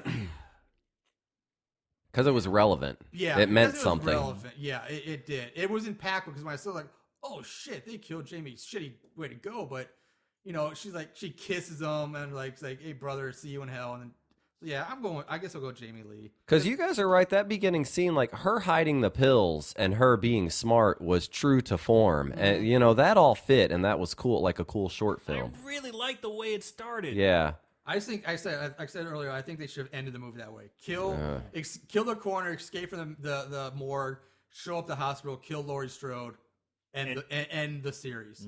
It would have been much more dramatic. I would have Yeah. liked it better that way. And I mean, Jamie Lee Curtis wouldn't have been in the movie any more than she was. You could have filmed it the same. Would just put it at the end of the movie. Yeah. and Yeah. I would have liked it better. Here's one thing I thought of halfway through, which was just kind of fun for me, that made me, laugh inside, was so when you watch this movie, viewers, after he kills Jamie Lee Curtis and she falls, for the whole rest of the movie, just imagine Michael Myers is just pissed off for having to be in this shitty movie. And it'll make it more fun. Every time you see him, just think he's pissed off at being in this fucking movie. And it really makes you root for him and enjoy the kills a little I more. never thought about that way, but that's totally. I think if I'm watching it, I think that's how we view. I'm like, yeah. He's like, God damn it, I got a whole hour and 10 minutes left to be in this fucking film. That's all. I love that. I love it. All right, so that takes you. Let's move into odds and ends. Not only did they watch these films, they researched them too. Ugh, what is wrong with these guys? Now, odds and ends. We always start with our ratings. IMDb gives us a 4.1 out of 10. Ooh. I'm gonna skip Rotten Tomatoes for now. I'll come back to it. But Amazon, we're back to kind of normal, but 3.1 out of 5. Pretty average, pretty normal. Average for Amazon. Now, Rotten Tomatoes, 12% on the thermometer with a 27% audience score. People have a That's soft spot for it. Fucking low though. for a big budget, studio picture. This was produced by the Weinsteins. Yeah. Which is a Dimension Films. Just to put this in, relate this to other things that other movies we've done on this show, just to compare the 27% audience score. The one we did on Wednesday, our bonus episode, Killer Eye Halloween Haunt, which, yeah, we loved it, but it's really a shitty movie. I mean, production quality compared to this, that got a 24% audience score. Wow. The Night of the Demons, which we did, 25% audience score. And that was a shit movie. I looked at this just because I knew Doug was going to be here. The Stuff. 45% audience score. And that movie was fucking bad. Just cheesy writing, straight up 80s style. And this Halloween went to theaters, Yeah, this was nationwide. Yeah. That's what I'm saying. Slaughter High, 36%. And that was a shit movie. Wow. And finally, one that Aaron and I talk about a lot off the air, Sweatshop. 27%. The same as this movie. that's like I'm saying. This movie got awful scores, and so I just had to put that in some kind of context Yeah. to what we did. So plot keywords. There were 177 different plot keywords for this movie. I went through them, and the ones I wrote down are F word, and I'm not censoring myself. It's Yeah. not fuck. It's actually F word as the keyword. Stupid victim. That was hilarious. True dat. See you in hell. Butt grab. Butt grab. American Pie grabs Jen's ass a few times. Rookie of the year. Thanks, buddy. Raise the middle finger. Interrupted sex, or as I say, coitus interruptus. Coitus interruptus. And black bra. Those Huh. are the black keywords from. Why isn't Palm Pilot in there? You know, that would Yeah. be the one I'd want. If you're wanting a movie Maybe with it a was. Palm Pilot. I didn't write that one down. But Palm Palm Pilot. Pilot. Do you feel like on Rotten Tomatoes, and maybe you know this, I just don't, like the audience score? So do you feel like most of the people voting are like, would they be horror fans, or do you think the average moviegoer watches a movie and says, I'm going to get on Rotten Tomatoes? Or is it more of a genre type I crowd? think it's both. I think you do have your horror fans grading this as well, but then I also think you have your regular people just like, well, this is a stupid movie. Okay, and they'll get on and Yeah. okay. I mean, it's not genre specific at all. Yeah, I mean, you can still be a fan of multiple movies and watch a good horror movie. and Yeah. rate it, but Yeah. this is not I mean, you a can go there and good look up the horror audience score for Avengers or Forrest Gump, whatever. I just, yeah, of course. I'm just saying that I feel like most people that are going to get online and vote on one of these things is somebody that's really into movies and on the internet and really into that kind of life Yeah, or that culture. I think. I don't know. yeah, you probably make a good point there. Yeah. Which you would still want to listen to that, if you're a horror fan, Sure. if all those horror fans are giving it like 27%, you're going to know it sucks. Right. All right, almost done. Got a few more things to cover. Trivia for this movie, background facts. Now, I found a lot for this one, and some are pretty interesting. And this is where we're going to bring up some stuff that we mentioned earlier. First of all, Jamie Lee Curtis agreed to do her part only to make sure her character Laurie Strode would not appear in another sequel. At the time of the initial release, executive producers Malik and Mustafa Akkad tried to explain it by claiming Jamie Lee Curtis was so impressed with the screenplay that she wanted a large part in it. She has publicly stated that it was not the case. She was just under contract to do it. Ah. So she just wanted Laurie dead. So How didn't did have to she do it. end up under contract with this? Well, she like, probably signed on when she did H2O for another movie. yeah, or it some- just surprises me. Yeah. So, and this is what we were kind of talking about. Or no, not yet. So at the start of the film, the silent inmate recounts how Michael Myers had stayed out of sight for the last 3 years. Since Halloween H2O, which was the last, so it's been 3 years since then. So that places the events of this movie, or of that scene, in 2001, which is the first year to have a full moon occur on Halloween since 1945. Oh. Huh. That's a do you nice know? little historic Yeah, fact. Hey, what little do you know? tidbit. Yeah. Now, this is, yeah, I guess that's why she was able to see him so well outside. Yeah, full moon, bright sky, no clouds. Yeah. Several endings were written during the production, and the cast was never sure how the film was actually going to end. 4 different endings were filmed, and the director wanted the studio to ship a different ending to each theater. Ooh, fun. A technique used before during the theatrical release of the 1985 awesome movie Clue. However, the studio disagreed, and the endings now appear on the DVD and the internet. So Have you seen all 4? I have the DVD. So yeah. So, I'll go. Okay. Okay. Well, the four of them. Well, the actual ending is one of them. So the other endings were, Deckard comes in and saves Sarah from the burning garage. Something like Michael. I don't know what. It doesn't really show what happens to Busta Rhymes. It cuts out. So you just see Deckard break down the garage door, come in, get Sarah out from underneath the equipment, and carry her out. And she's like, and he's like, "Are you okay?" And she's like, "Yeah, but who the hell are you?" And he's like, "I'm Deckard." And then it I'm ends. So, Decker, baby. Okay. yeah. The second ending, which I kind of liked, you see 2 CSI people walk up and they go underneath the crime scene tape, and the female crime scene investigator finds one of the tunnels, one of the circular hatches in the ground, and she looks over, she's shining her flashlight down the tunnel, and you see Michael like kind of lunge out of the darkness, grab her, and pull her down into the tunnel. Cut to black. That's one ending. Which you kind of like because it shows, and his face was still burnt from the electro, but he still, he lives. The other ending was basically exactly the same as what we saw, except for when Sarah and Busta Rhymes look at his face and do the whole crispy fried chicken bit, Michael opens his eyes there, grabs Busta Rhymes by the throat, starts strangling him. Sarah grabs a fireman's axe and axes him right in the middle of the face with the axe, and the axe is sticking out of his face. Cut to black. That was that ending. So there's your 4 endings. Jesus Christ. Wow. Axes him in the face. Axes him in the face.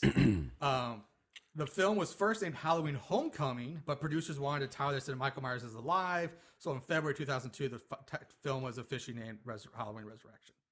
Now, this is what we were talking about. Michael Myers is not given credit for any of the murders that occur in Halloween's 4, 5, or 6. The sanitarium resident even notes that Myers was not heard from for 20 years between the events that occurred in Halloween 2 and Halloween H2O, 20 years later.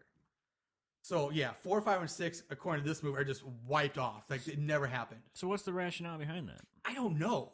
I can't find any. Like, why they just excuse that. When they decided to make H2O, at that time, and 6 got real weird. 6 gets into like a cult, and that's a whole other review. But weird. they couldn't even get Danielle Harris back to play Jamie Lloyd at that point because she didn't like it was money and bullshit. She's not Jamie Lloyd in part 6. No, she's not. But I was listening to commentary on part 4 and 5 on the Blu-ray, and she said that she wanted to come back and play Jamie Lloyd in part 6, but they didn't bring her back. Yeah, so I guess it's a he said she said thing, but according to her, she was not. Well, Marshall, I heard it direct from Jamie or from Danielle Harris face to face at the Horror Hound convention. She said that it was all very confusing. She was still kind of like a younger person. Like I say at that point she was a teenager, but she said, yeah, I wanted to come back. They couldn't work it out. And then they tried to screw me. And she said it turned into a whole mess. So I think everything's right. It just was convoluted. But anyway, it was weird. In H2O, they could have still kind of, she had a son, she moved on with her life, and she could have in that couch scene talking to the guy that she's kind of in love with in the movie. Yeah. She could have just said, I have a daughter out there somewhere. Anything. Because they never even, Josh Hartnett's character, like they never said, oh, by the way, you have a sister out there somewhere who I gave up for adoption. Yeah. And that pissed me off. Like they could have done this movie, like I fucking hate this movie because of the goddamn reality internet and all these stupid kids that make no sense. But they could have gone after Josh Hartnett's character. That's a good point. He's got a nephew out there he'd go after. It doesn't have to be Josh Hartnett, but it could have been that character. They could have gone after Steven, which was the baby from Jamie Lloyd's baby from number 6 that Paul Rudd raises. Yeah. So he's out there. So there's 2 nephews or a nephew and a grandnephew, I guess technically would be. And I think everyone wants to know about LL Cool J. Yes, where is he these days? And whether or not he finished that romance novel. That's true. That's true. Good call. So, and apparently there are also 3 different endings shot regarding the fate of Freddie Harris, Busta Rhymes, but those are now on DVD, so they just cut off before he explains what happens to him. This is a neat tie-in. The very first trailer for Halloween Resurrection was aired before Jason X in 2001. So another movie we did. So yeah, those connection. The name of the psychology professor at Haddonfield University is Dr. Mixter, which is the same name of the doctor in Halloween 2 that treated Laurie Strode, which was killed by Michael Myers with a needle in the eye. You sure it wasn't Busta Rhymes' DJ, Dr. Mixter? Did they, maybe this is in here, did they ever film a scene for Tyra Banks' death? Like, is that on the DVD or anything? Okay. It's not on the DVD. Okay. Producers did consider Danielle Harris for a role, but obviously didn't work out. Apparently, Bianca Kajlik, who plays Sarah, cannot scream, and all of her screams in the movie were dubbed in post-production. This is the girl who apparently had such a powerful scream during her shatters face glass. audition. She became Banshee from the fucking X-Men and shattered glass. Yeah. So all of her screams were dubbed. An actress, Jacinda Barrett, was originally cast as the role of Sarah, but dropped out shortly before production began, which bumped everybody up the ladder. So Bianca was originally cast as Jenna, the blonde. So she got bumped up to Sarah, and Katie Sackhoff was originally supposed to play Feminist Red, so she got bumped up to Jen. So it all worked out. Lori's death scene in the film. Did it all work out? 'Cause Right. Lori's death scene in the film is the only reoccurring lead character of a horror franchise to not have been killed by a series. With her death, the only reoccurring lead character of a horror franchise to survive is Christy Cotton from the Hellraiser series, who survived 4 battles with the demon Pinhead. Now hold on. What was that fact? I didn't understand Okay. what you said. With Laurie's death in this film, the only reoccurring lead character in a horror franchise to not have been killed by a series killer is Christy Cotton. So So she's tangled with Pinhead 4 times, 4 and times lived. and lived. Whereas Laurie Strode is tangled with him 4 times but died on Died. the last one. And Heather Langenkamp, That's what I was gonna say. What about? I must say that could be wrong because I don't remember. You probably have better. Does she die in New Nightmare? Heather Langenkamp does not die in New Nightmare, but people could argue that that can't be considered in canon, like Right. in the Freddy movie. She Right. dies in part 3, obviously. Yeah, but well, yeah. that's probably what they're thinking of. The character, not the actress, the character. So they're saying the so- Pinhead girl is the only person to go against the movie monster and survive? Yeah, Of a major a major one. What about series. Chief Brody against Jaws? Twice. That's only twice.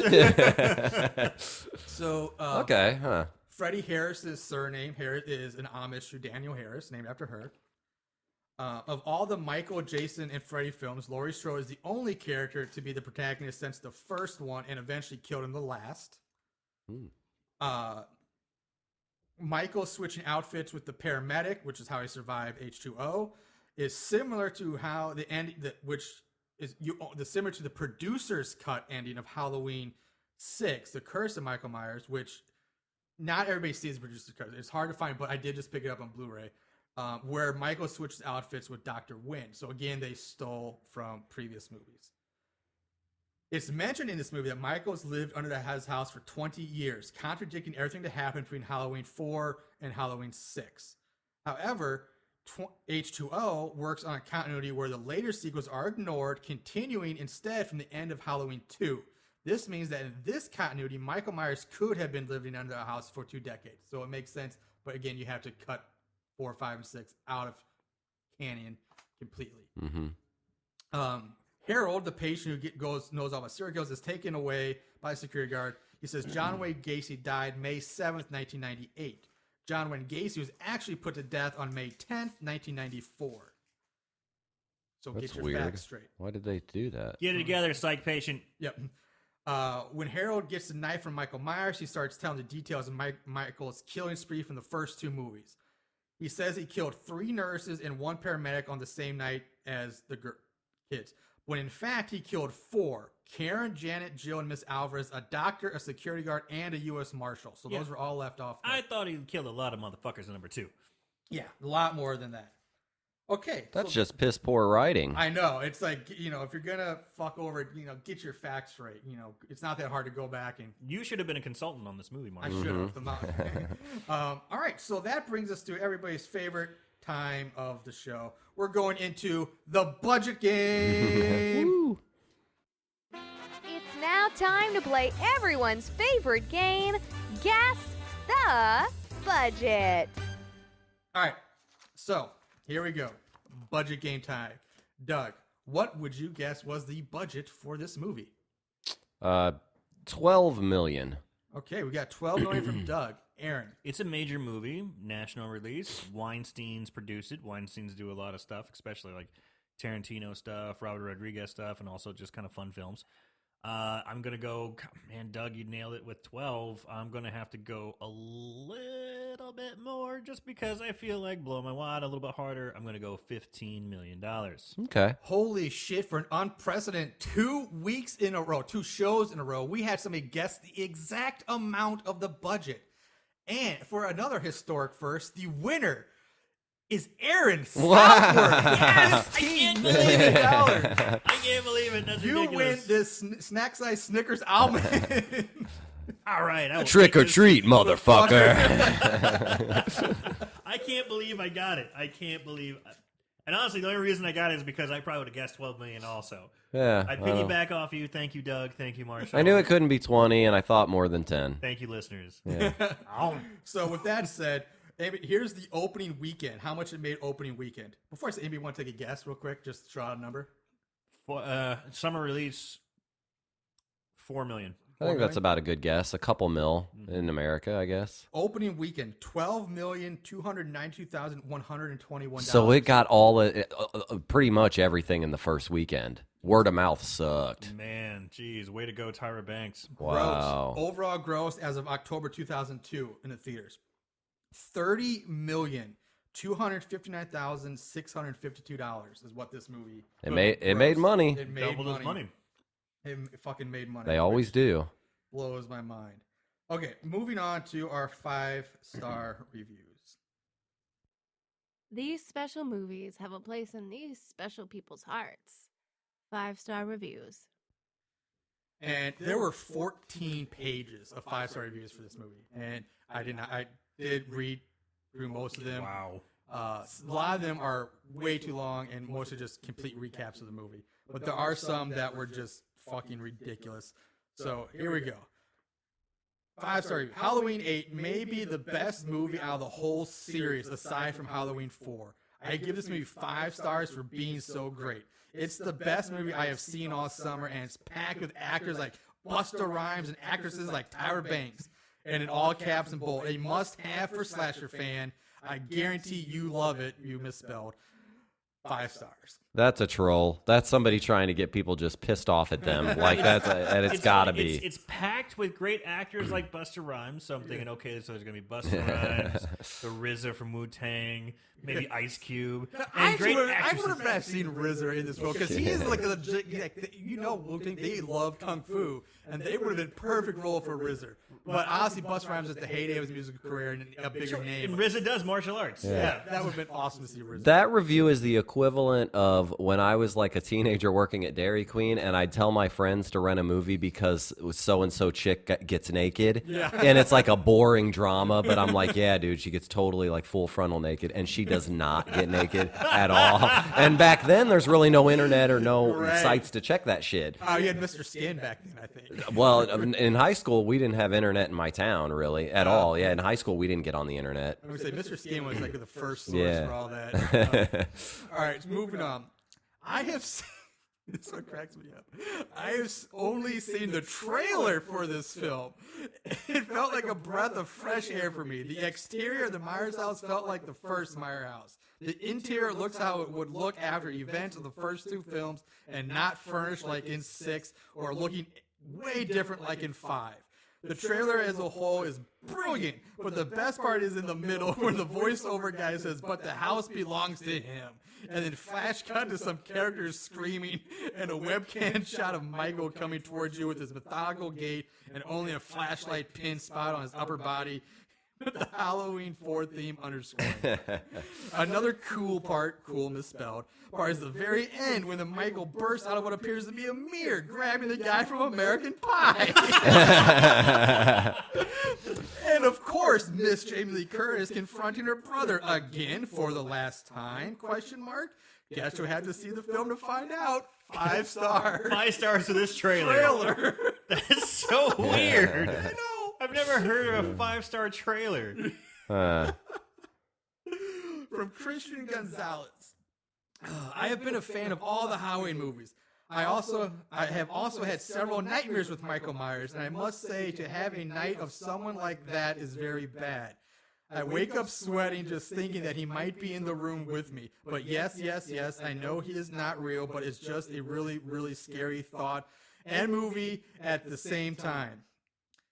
This movie and its parts have made me think that to me it is the #1 horror movie of all time. oh my And I God. love the storyline with him trying to get his sister,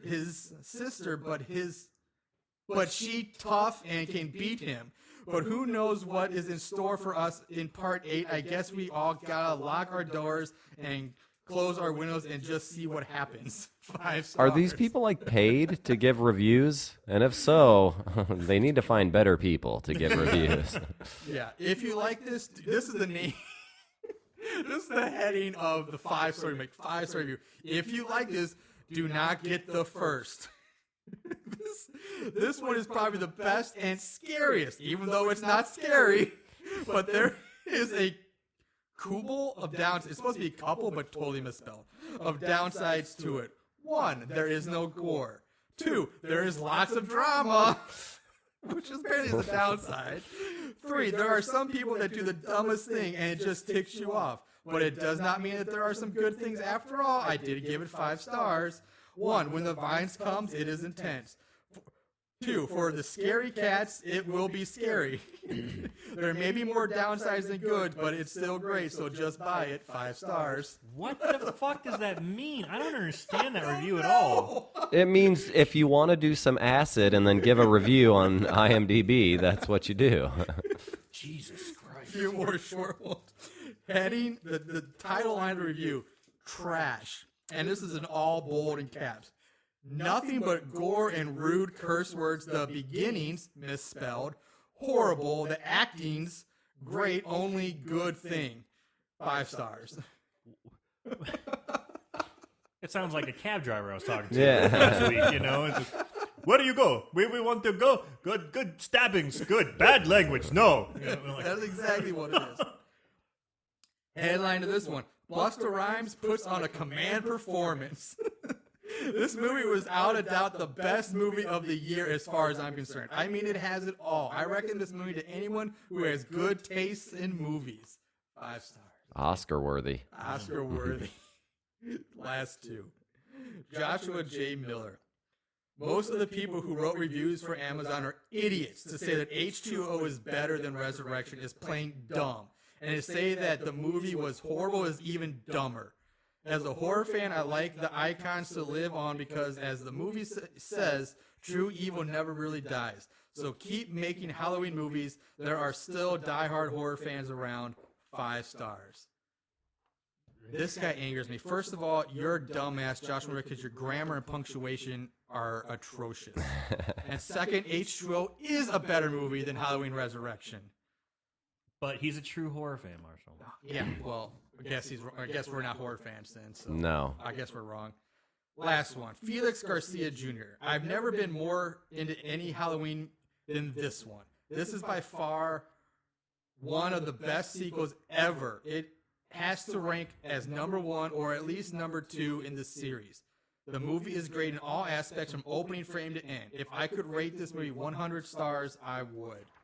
5 stars. I always like reviews like that, and then a commenter underneath says, "So, how much did you get paid to be the lighting guy on this film? Because you had to have worked on it." I like the reviews that say, "I love this movie. My daughter was in it." Yeah. We've had a few of those. Yeah. Oh, God. So, that's it. I mean, that's just any like, what final comments do you have? So are we going so bad it's good? Yeah, Okay. we'll get to that in a second, but I just want, because there's so many things to talk about this movie and how it just breaks from the given long, true, standing, beloved plot line of Michael. And yeah, I agree, 6 is crazy weird, and a lot of people hate 6 too, but I still rather have had them follow, as ridiculous as that plot line is, I still rather than follow the given plot line and story than break off to this, which is basically just a lame attempt to cash in on like the kind of new internet craze and, you know, a hot rapper at the time. Yeah.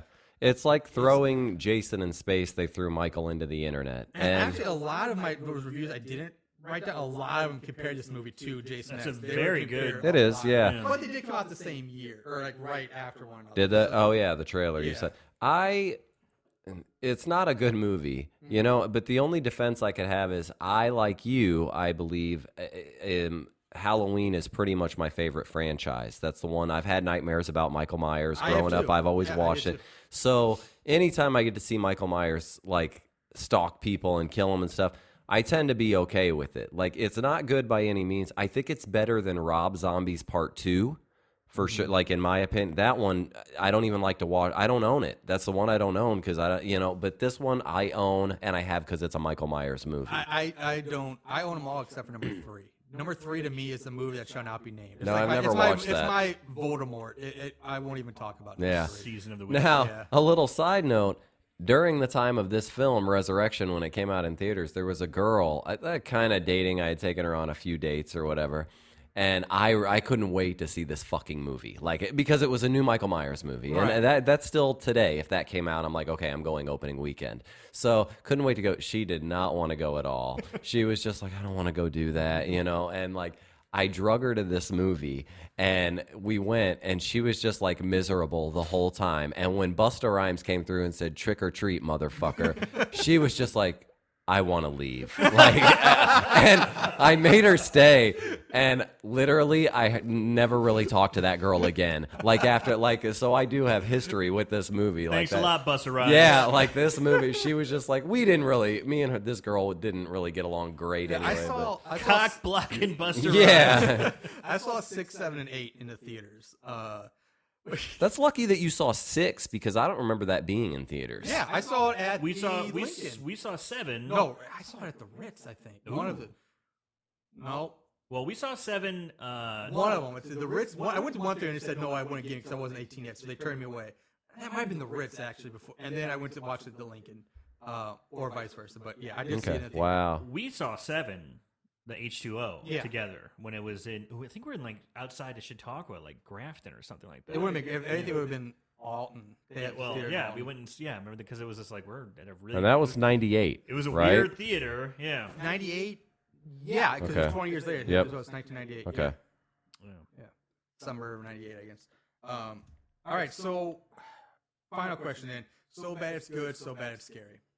I don't feel like it's ever going to be so bad it's good. Like that takes a special movie, to do that, but it's not that scary. I don't know. If you're a Halloween slasher film fan, you should watch it, but otherwise avoid it.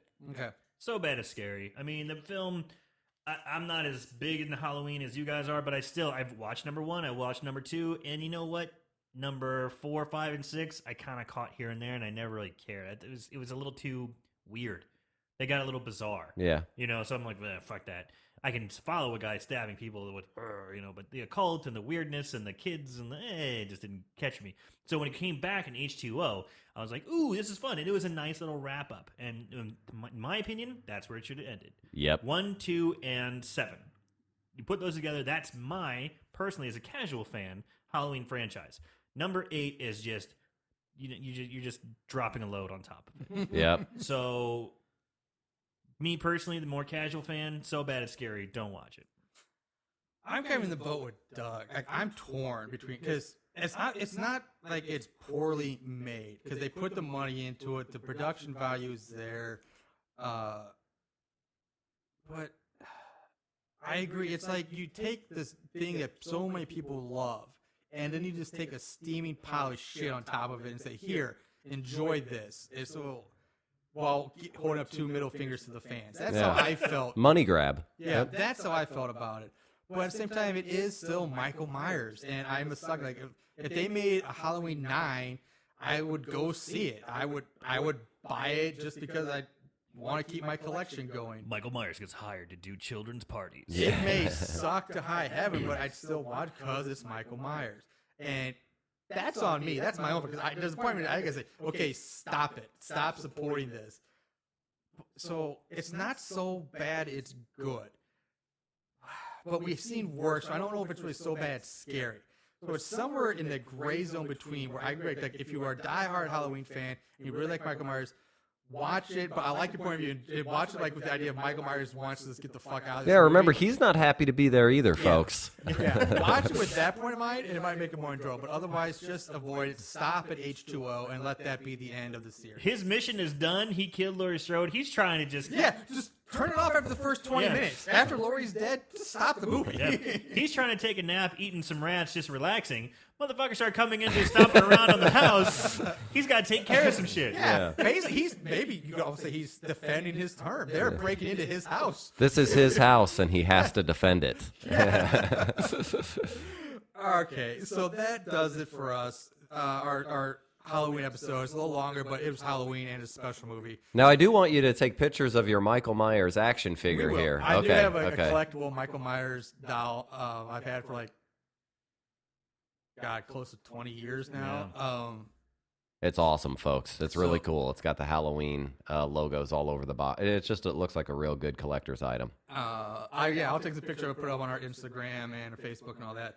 So speaking of that, segue. Follow us on our Facebook page. Go there, like us. Give us some thumbs up. Interact with us there. Check out our website at horriblehorrorpodcast.com. Follow us on Twitter at SoBadIt'sScary.